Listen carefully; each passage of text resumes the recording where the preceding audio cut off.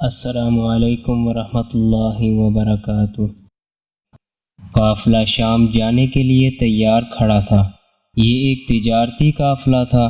بہت سے اونٹوں پر سامان لدا ہوا تھا۔ کئی افراد سامان کی نگہبانی اور انتظامات میں مصروف تھے۔ یہ سب مال ایک خاتون کا تھا۔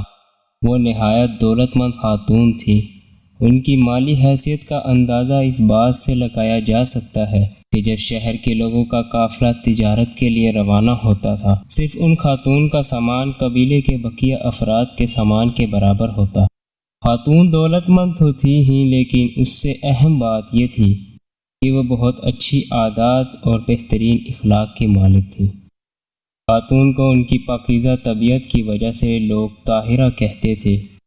طاہرہ کا کاروبار بہت پھیلا ہوا تھا۔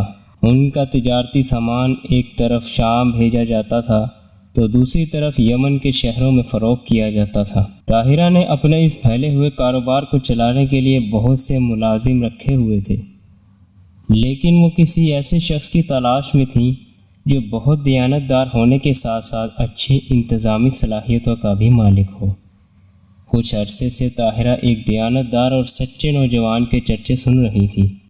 ہر فرد اس نوجوان کی تعریف کرتا تھا۔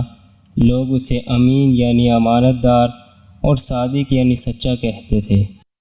لوگ بتاتے تھے کہ یہ نوجوان اپنے چچا کے ساتھ کئی بار تجارتی سفر پر جا چکا ہے۔ اس سے صاف ظاہر تھا کہ اس نوجوان کے لیے تجارت کوئی نئی بات نہ تھی۔ طاہرہ نے فیصلہ کیا کہ وہ اپنا مال تجارت اس نوجوان کو دے کر شام بھیجے گی۔ انہوں نے نوجوان کو پیغام بھجوایا کہ اگر میرا تجارتی سامان لے کر شام جائیں تو میں دوسرے لوگوں کے مقابلے آپ کو دگنا معاوضہ دوں گی۔ نوجوان نے پیشکش قبول کر لی۔ اب وہ نوجوان ہی تھا جو خاتون کا تجارتی قافلہ لے کر شام جا رہا تھا۔ طاہرہ نے اپنے خاص غلام میسرہ کو بھی قافلے کے ساتھ روانہ کیا تھا۔ انہوں نے میسرہ کو تاکید کی کہ قافلے کا نوجوان قائد کا خاص خیال رکھا جائے، اسے کوئی نہ تکلیف ہونے پائے۔ کچھ عرصے بعد طاہرہ کا مال تجارت لے جانے والا قافلہ شام سے واپس لوٹ آیا۔ یہ سفر کافی کامیاب رہا تھا۔ تمام مال دگنے دام پر فروخت ہو گیا تھا۔ ایک اور خاص بات یہ تھی کہ قافلے کے ساتھ جانے والا ہر شخص قافلے کے نوجوان سردار کے اخلاق اور اعلیٰ انتظام کی تعریف کر رہا تھا۔ طاہرہ کا خاص غلام میسرہ تو اس نوجوان کی خوبیاں بیان کرتے ہوئے تھکتا نہ تھا۔ طاہرہ نے اپنا وعدہ پورا کیا۔ انہوں نے تجارتی قافلے لے جانے والے نوجوان کو طے شدہ رقم سے بڑھ کر معاوضہ دیا۔ یہی نہیں، انہوں نے نوجوان کی خوبیوں کے اعتراف کے طور پر چند تحفے بھی پیش کیے۔ طاہرہ 2 مرتبہ بیوہ ہو چکی تھیں۔ پہلے شوہر کے انتقال کے بعد دوسری شادی ہوئی۔ دوسرے شوہر بھی وفات پا گئے تو شہر کے کئی معزز سرداروں نے طاہرہ کو شادی کے پیغامات بھیجے، لیکن طاہرہ نے ان کا انکار کر دیا۔ اب ان کی عمر 40 سال کے لگ بھگ تھی۔ وہ محسوس کر رہی تھی کہ وہ اس نوجوان کے بہترین اخلاق سے بہت متاثر ہوئی ہیں جسے انہوں نے اپنے سامان تجارت دے کر شام بھیجا تھا۔ نوجوان کی عمر صرف 25 سال تھی۔ طاہرہ عمر میں اس سے بڑی تھی، لیکن انہوں نے غور و فکر کر کے اس نوجوان کو شادی کا پیغام بھیج دیا۔ نوجوان کو پیغام ملا تو اس نے اپنے چچا سے مشورہ طلب کیا۔ نوجوان کے والد کا تو بہت پہلے انتقال ہو چکا تھا، چچا ہی اس کے سرپرست تھے۔ چچا نے اس رشتے کی تائید کی تو نوجوان نے پیغام قبول کر لیا۔ بات طے ہو گئی۔ طاہرہ نے نکاح کی تاریخ مقرر کی اور پیغام دیا کہ حسب دستور اپنے خاندان کے بزرگوں کے ساتھ آئیے۔ مقررہ تاریخ کو نوجوان اپنے بزرگوں کے ساتھ طاہرہ کے گھر آیا۔ نوجوان کے چچا نے نکاح پڑھایا۔ اب طاہرہ اس با اخلاق، دیانتدار اور امین نوجوان کی بیوی تھی۔ اس وقت کسے معلوم تھا کہ چند برس بعد اللہ تعالیٰ اس صادق و امین نوجوان کو دنیا کے آخری نبی کا عظیم الشان مرتبہ عطا فرمائیں گے۔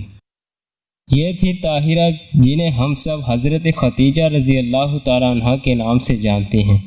حضرت خدیجہ تمام مسلمانوں کی ماں، جن کو اللہ تعالیٰ نے یہ درجہ بلند عطا فرمایا کہ وہ نبی کریم صلی اللہ علیہ وسلم کی سب سے پہلی زوجہ محترمہ تھی۔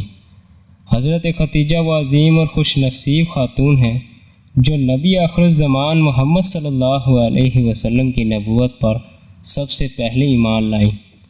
آپ کو یہ فضیلت بھی حاصل ہے کہ اللہ تعالیٰ نے آپ کو اسلام کہلوایا۔ آپ ہی کے بارے میں رسول اقدس صلی اللہ علیہ وسلم کا فرمان ہے، ساری دنیا کی عورتوں میں اپنے زمانے میں مریم حضرت عیسیٰ علیہ السلام کی والدہ افضل تھیں، اور اسی طرح خدیجہ رضی اللہ تعالیٰ عنہ افضل ہیں۔ حضرت خدیجہ مکہ مکرمہ کے ایک تاجر خویلد بن اسد کی صاحبزادی ہیں۔ ان کی والدہ کا نام فاطمہ بنت زائد ہے۔ حضرت خدیجہ ایک معزز خاندان سے تعلق رکھتی ہیں۔ آپ کا سلسلہ نسب 5ویں پشت میں نبی کریم صلی اللہ علیہ وسلم کے خاندان سے جا ملتا ہے۔ حضرت خدیجہ کی پہلی شادی ابو حالہ بنت زارہ تمیمی سے ہوئی۔ ان سے 2 لڑکے پیدا ہوئے، ایک کا نام ہند تھا، دوسرے کا حارث۔ ابو حالہ کے انتقال کے بعد حضرت خدیجہ کی شادی عتیق بن عائد مخزومی سے ہوئی۔ ان سے ایک لڑکی پیدا ہوئی، اس کا نام بھی ہند رکھا گیا۔ اسی وجہ سے حضرت خدیجہ رضی اللہ عنہا ہند بھی کہلاتی تھیں۔ عتیق کے وفات پا جانے کے بعد حضرت خدیجہ نبی کریم صلی اللہ علیہ وسلم کے نکاح میں آئی۔ رسول اقدس صلی اللہ علیہ وسلم کو حضرت خدیجہ سے بے حد محبت تھی۔ وہ آپ صلی اللہ علیہ وسلم کے نکاح کے بعد 25 برس تک زندہ رہیں۔ ان کی زندگی میں رسول کریم صلی اللہ علیہ وسلم نے دوسری شادی نہیں کی۔ اللہ تعالیٰ نے اپنے حبیب کو ان کی ازواج مطہرات میں سے ایک صاحبزادے ابراہیم کو چھوڑ کر صرف حضرت خدیجہ رضی اللہ عنہا سے اولاد عطا فرمائی۔ 4 بیٹیاں حضرت زینب، حضرت رقیہ، حضرت کلثوم اور حضرت فاطمہ الزہرا رضی اللہ عنہا، ایک بیٹے حضرت قاسم پر تمام راویوں کا اتفاق ہے۔ ابن سعید نے مزید 2 بیٹوں طیب اور عبداللہ طاہر کا بھی ذکر کیا ہے۔ ایک صاحبزادے حضرت ابراہیم حضرت ماریہ کے بطن سے ہوئے۔ رسول کریم صلی اللہ علیہ وسلم سے نکاح کے بعد حضرت خدیجہ نے اپنا تمام کاروبار آپ صلی اللہ علیہ وسلم کے حوالے کر دیا۔ جب رسول اللہ صلی اللہ علیہ وسلم کی عمر 35 برس ہوئی، آپ صلی اللہ علیہ وسلم تنہائی پسند ہو گئے۔ مکہ مکرمہ سے 3 میل کے فاصلے پر ایک غار واقع تھا جسے ہرا کہتے تھے۔ آپ صلی اللہ علیہ وسلم وہاں چلے جاتے اور کئی دن تک وہیں قیام فرماتے۔ امید کرتا ہوں کہ آج کی ویڈیو آپ کو بہت زیادہ پسند آئی ہوگی۔